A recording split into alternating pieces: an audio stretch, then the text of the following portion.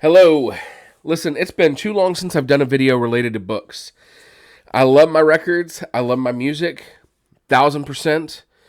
But I also need to talk about books because that's what this channel was started for. That's why I'm the Rudie Librarian, and then I'm a actual librarian in real life, and I still love my books. Now, I'm gonna tell you from the beginning, my voice probably sounds a little off. I've been a little under the weather.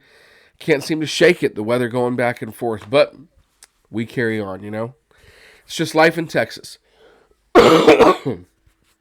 So, today I want to talk to you about a very common bookish problem, and it's related to what I'm currently reading.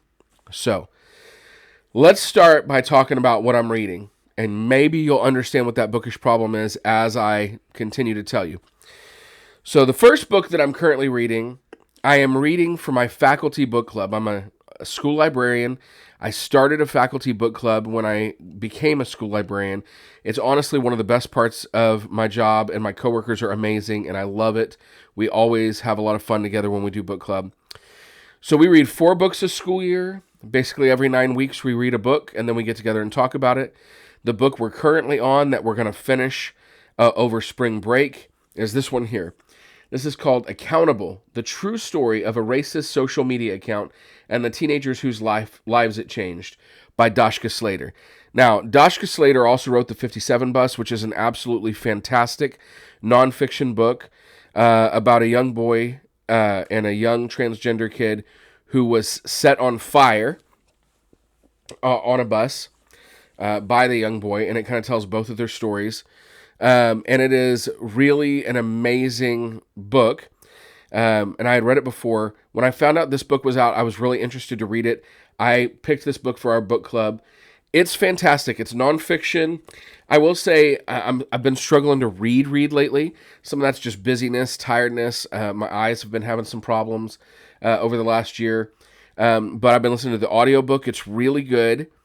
And essentially, this book is the story of a town. I want to say it was in New York. I'm not going to remember exactly where the town is, but let's see. When a high school student, blah blah blah, in Albany, California. I'm sorry. You know what? I thought it was in New York because it's in Albany, but it's in California. Okay, which makes it even more interesting, I think.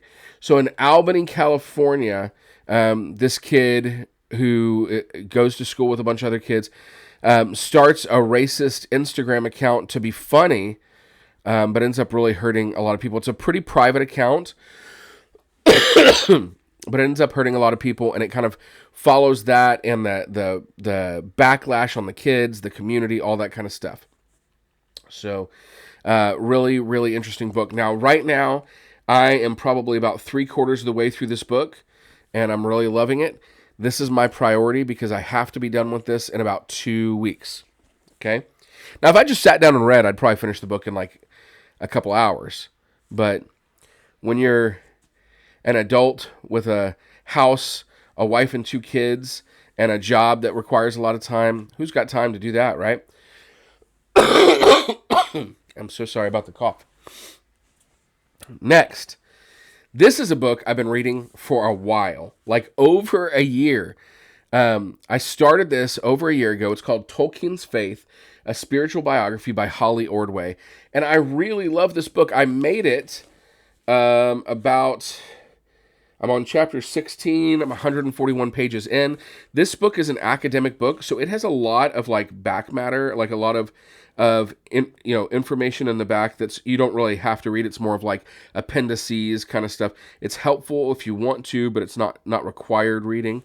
So I would say the actual book ends. Let me just double check here while I've got you. So the last chapter is chapter 39. And it's 365 pages. All of this right here is extra material. So when you look at that, where you can see my bookmark is, I'm about a little over halfway to where I need to be. Okay. The problem with this is I took a break. I took a break from this book because I got busy. I was exhausted. I was stressed out. And I got to where, even though I love books, I was doom scrolling on Instagram and TikTok. I was watching, YouTube, and once I took a break, it was really hard for me to pick it back up. When I pick it up and I start reading, I love it again. I'm instantly back in, but I'm struggling to continue reading this.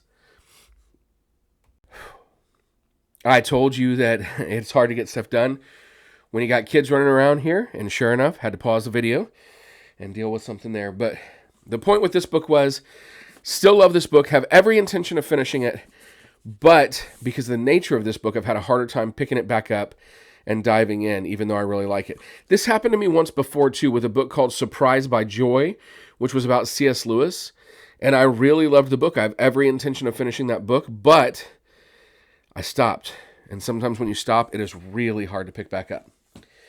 Another book I'm currently reading, and really this could be, I could show you 4 books here, or 3 books. They're related to my devotional life, my quiet time in the morning with the Lord. I wake up, I'm reading my Bible using the Bible recap. So there's a Bible recap book, there's my Bible. But since those are really just mainly the scriptures, the one I brought was this one, which is Voices of the Saints, a 365-day journey by Bert Ghezzi. Now, there's a couple different ways that you could read this book, but the main way that I'm reading this book is I'm reading it along with my devotionals, where I'm reading it based on the days. So in the back of the book, around here, there is a calendar of the saints.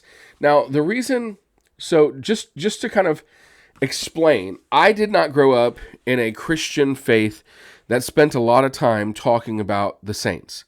I'm not Catholic, I'm not Orthodox, I'm not Episcopalian. So the people that have been sainted, and I don't even know if that's the right word, by the Roman Catholic Church or the Orthodox Church or the Episcopalian Church, we didn't talk about those people. I mean, we know some of them, but obviously not as many as there are. So this has a calendar where it goes, there are days that are associated with those saints. And so I'm trying, as the year goes on, to read those days when I'm reading, like on that day. So an example, today is the 7th. Today I would be reading about Perpetua, I don't know, and Felicity. Those would be my saints today. I did not read that yet. I'm going to read that here later. But so that would be my reading. So I am reading this. It's a slow going because it's going to take me the whole year to finish. Some days I have nothing to read out of this book. Some days I might have 3 or 4 saints. They're pretty short, about 1.5 to 2 pages a piece, but very interesting. I feel like I'm learning a lot about church history by reading it. Okay, so that book's going to take me all year. And then, this is the last book I'm going to talk about, and that's this book. The name of this band is REM, a biography by Peter Ames Carlin. Now, first of all, I love REM. REM is one of those bands that every time I hear them, I'm like, oh my gosh, they're so good. They're so talented. And their music moves me in a very special way. But I don't know their music as well as I should. I need to dive deeper into REM. In fact, the only album that I own on vinyl is Automatic for the People. And so I have a friend who's a huge REM fan. Shout out to Kris Kringle. That's her actual name, Kris Kringle. But she's an REM fan, and so I'm reaching out to her to find out where I should pursue this more. Now, I've only barely scratched the surface of this book because I've got all those other books going on, but this is the book I want to read the most right now. It's the one I'm most motivated to read, and I'm having to hold off because I've got all these other books to read, and I don't want to stop those and not finish them. So this is the one that's coming up, and I genuinely can't wait. I'm not very far in, but I can't wait to read it. So, have you picked up on the problem? Here's the problem. The problem is, one, reading too many books at a time. Some people can do that like amazing. I've seen people reading 6 to 8 books, and they have no problem with it. I cannot do that. Once I get above like 2, I'm usually having a hard time. The other problem is starting and stopping books, right? Because I got to finish this one first, so I got to pause this one. Well, now that I've paused this one, I can't get back to this. So multitasking, reading multiple books, for some people, it makes them very successful readers. For me, I can do that sometimes, but sometimes it has the opposite effect where I'm like frozen on 4 books and I'm not making my way through it. So obviously, I have to look at that and decide what I'm going to do. Now, I'm probably not going to change a single thing about these, which means that I'm going to finish Accountable. I'm going to continue reading The Voices of the Saints. I'm going to pick up REM, and Tolkien's Faith is going to wait a little longer, which makes me sad in a way because I really want to finish that book. I will get there, but this is probably the way it's going to be. So, first of all, how many books are you reading? What are you reading? And what is your challenge with getting through your now reading, AmReading books? Okay? Leave some comments in down below. Like, comment, subscribe, all that kind of stuff. And I'm interested to hear.